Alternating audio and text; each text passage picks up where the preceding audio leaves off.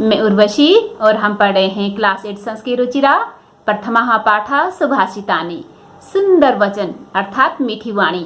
आइए शुरू करते हैं। सुभाषितानि, सु प्लस भाषितानि। सु का अर्थ होता है सुंदर या फिर मधुर।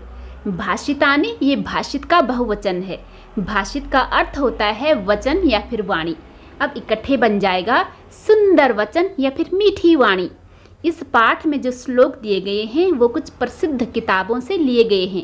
यहाँ पर किताबों के नाम हैं जैसे कि सुक्ति मंजरी, नीति शतकम, मनुस्मृति, शिशुपाल वधम, पंचतंत्रम। अब हम शुरू करते हैं।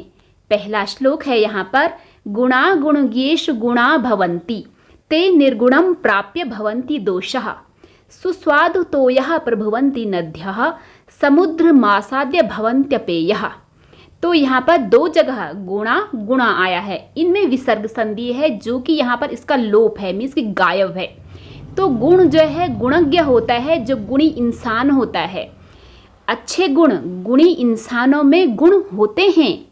और ते किसके लिए आया है? ते मीन्स होता वे, कौन वे? गुण। निर्गुणम, निहि प्लस गुणम, यानी कि नी नहीं गुणम, गुण में जिसमें गुण नहीं है उस इंसान में प्राप्य प्राप्त होकर के भवंती होते हैं दोषा, यानी कि बुरा बन जाता है।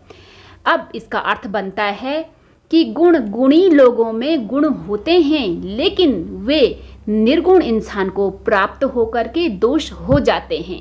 अर्थात अगर हम किसी को पढ़ने के लिए बोलते हैं तो जो अच्छा बच्चा होगा उसे लगेगा कि हाँ ये सही कह रहे हैं, लेकिन अगर उसका पढ़ने में मन नहीं होगा तो वो बोलेगा फालतू में। तो अब है यहाँ पर दूसरा वाला इसका पाठ कि सुस्वादु तोयः प्रवन्ति नद्यः। सु अच्छा, स्वादु यानी कि अच्छे स्वाद वाला, स्वादिष्ट मीठा। तोया होता है पानी। प्रभुवंती निकलती हैं कौन? नद्या, नदियाँ। कि नदियाँ जो है मीठी स्वादिष्ट पानी वाली निकलती हैं। समुद्रम प्लस आसाद्य, आसाद्य होता है मिलकर या फिर जाकर।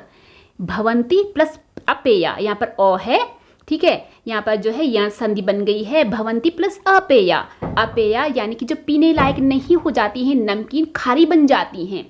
तो जिस प्रकार से नदियाँ मीठे स्वादिष्ट जल वाली उत्पन्न होती हैं, समुद्र में जाकर अपेय यानी कि खारी पानी वाली हो जाती हैं। अब है इसका दूसरा श्लोक, साहित्य संगीत कला विहीनः साक्षात् पशु पुच्छ विषाणहीनः तृणं न खादन्नपि जीवमानः तद्भाग ध्येयं परमं पशूनाम। साहित्य होता है लिटरेचर। तो यहाँ पर साहित्य या लिटरेचर का मतलब होता है सारा पढ़ाई लिखाई। संगीत म्यूजिक, कला आर्ट या फिर कोई भी टाइप की स्किल, कुछ भी। विहीना यानी कि रहित नहीं। साक्षात एकदम वैसा ही। पशु जानवर, पुच्छ होता है पूंछ, विषाण सींग, हीना नहीं।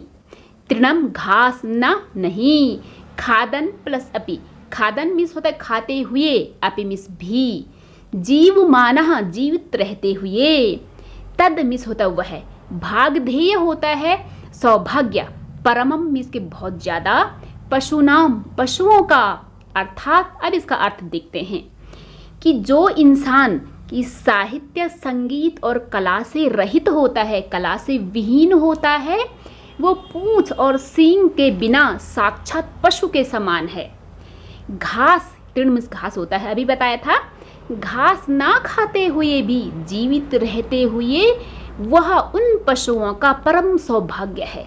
अर्थात मीन्स पशु क्या होते हैं? चार पांव वाले होते हैं, पूंछ होते हैं, सींग होते हैं, है ना, घास खाते हैं। लेकिन हम इंसान जिनके पास साहित्य संगीत और कला नहीं है ना, हम भी उन्हीं पशुओं के समान हैं। बस ये है कि ये हमारा परम सौभाग्य है कि हम घास नहीं खा रहे हैं, हमारे सींग नहीं है, पूंछ रही हैं।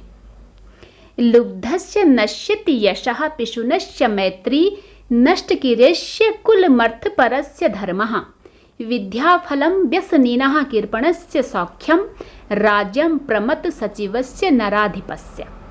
लुब्ध होता है लोभी, श उसमें ऐड हुआ है, लोभी इंसान का। नश्यति नाश होता है, यशा कीर्ति या फिर प्रसिद्धि। लोभी इंसान की प्रसिद्धि नाश हो जाती है। पिशन होता है चुगलखोर, जो दूसरों की निंदा करता है, और चुगलखोर की मित्रता भी नाश हो जाती है। नष्ट क्रियश्य, क्रिया होता है क्रिया करना, श्या में से उसका, श्या काकी के विभक्ति लग गई है तो नष्ट मन की हीन, जो क्रियाहीन है बेकार पड़ा रहता है उसका कुलम यानी कि परिवार, और जो क्रियाहीन बेकार इंसान का परिवार जो है नाश हो जाता है। अर्थ परस्य, अर्थ होता है धन, परस्य लोभी, धन के लोभी इंसान का धर्म भी नाश हो जाता है। व्यसनिनः मीन्स बुरे लत वाले की, विद्या फलम विद्या का फल, लिखाई पढ़ाई, बुरे लत वाले की लिखाई पढ़ाई बेकार हो जाती है। कृपण होता है कंजूस, और कृपण का जो कंजूस का सुख भी नाश हो जाता है। जो कंजूस है तो अपने सुख के लिए वो पैसे खर्च कैसे करेगा। राज्य मीन्स राज्य, प्रमथ होता है आलस, सचिवस्य मंत्री का मीन्स आलसी मंत्री का राज्य, नर प्लस अधिपस्य, नर होता है राजा, अधिपस्य उससे अधिकार का।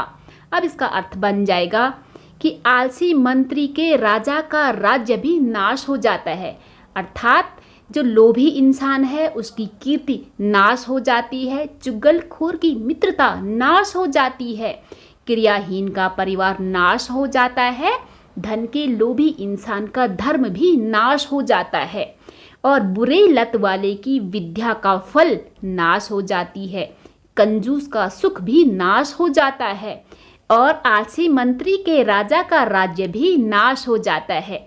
अब है इसमें चौथा श्लोक, पीत्वा रसम तु कटुकम मधुरम समानम माधुर्यमेव जनियेन मधुमाक्षिकासौ संतस्तथैव सम सज्जन दुर्जनानां श्रुत्वा वचः मधुर सूक्त रसम सृजन्ति।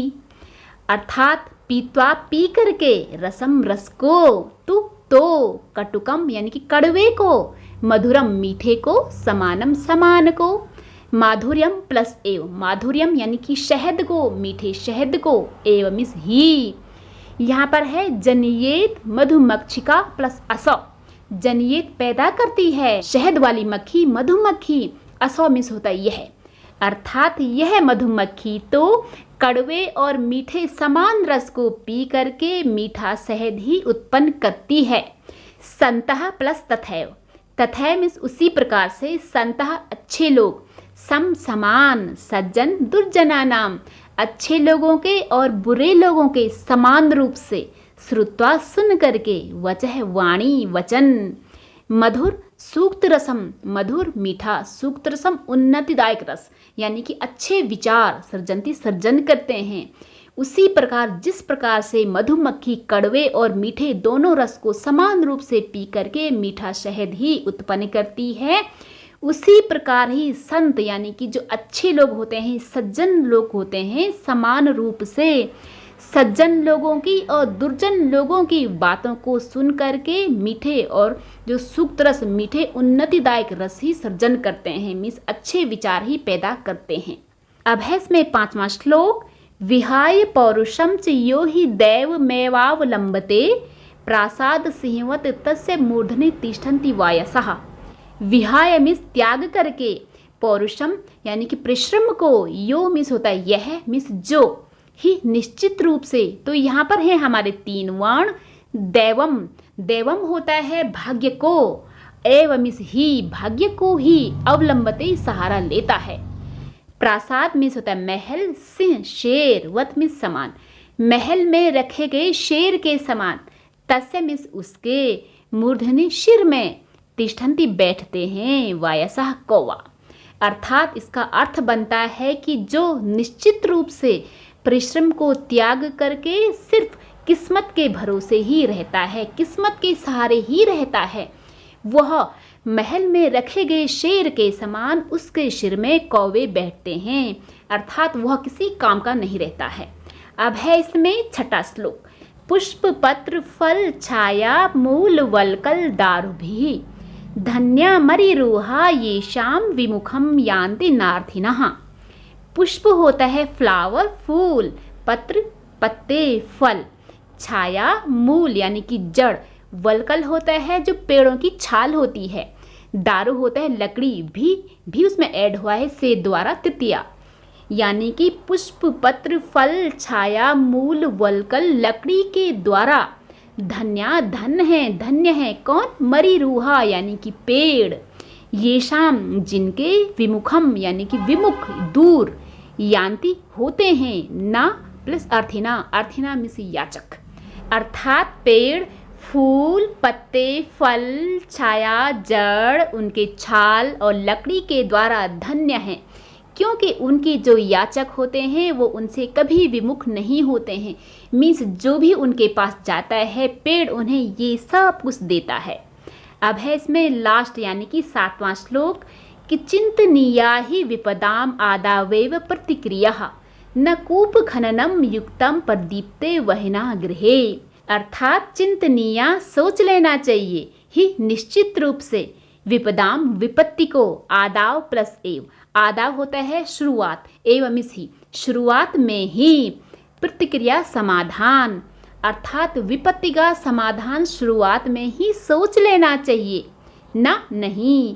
कूप होता है कुआं, खननम खनन कार्य खोदना, युक्तम मिस होता है युक्ति, प्रदीप्ते जलते हुए, वहनी होती है अग्नि, वहनी ना यानी कि अग्नि से, अग्नि के द्वारा, गृह जलते हुए घर में, अर्थात विपत्ति का समाधान शुरुआत में ही सोच लेना चाहिए, क्योंकि अग्नि के द्वारा जलते हुए घर में कुआं खोदने से कोई फायदा नहीं है।